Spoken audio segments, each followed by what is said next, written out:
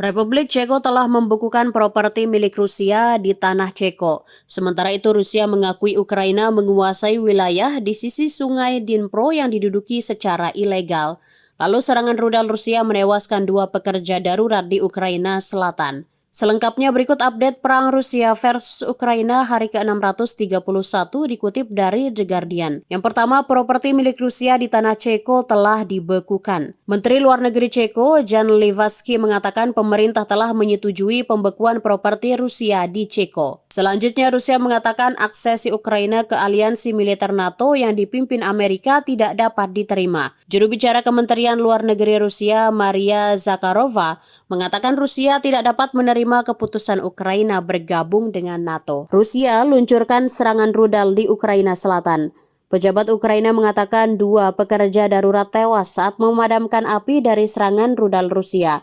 Menurut Gubernur Zaporizhia, Yuri Malasko, Rusia juga menembakkan 3 rudal di wilayah Zaporizhia. Akibat serangan tersebut, 7 orang mengalami luka-luka. Rusia dilarang oleh Uni Eropa untuk mengekspor peralatan mesin dan suku cadang mesin. Pasalnya mesin tersebut digunakan Rusia untuk menargetkan Ukraina. Dalam dokumen usulan tersebut tercantum dalam paket sanksi ke-12 UE yang juga mencakup larangan berlian. Rusia untuk pertama kalinya mengatakan bahwa sejumlah tentara Ukraina telah menempatkan posisi di sisi sungai Dnipro. Marinir Ukraina memperkuat posisi di 3 desa di tepi timur Dnipro.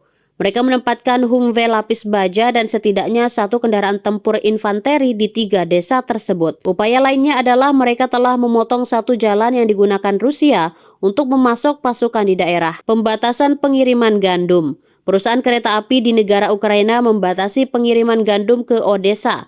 Hal tersebut lantaran adanya perbaikan di negara tersebut. NATO akan membeli 6 pesawat Boeing. NATO telah mengumumkan akan membeli 6 pesawat Boeing untuk menggantikan armada pesawat pengintai yang sudah tua.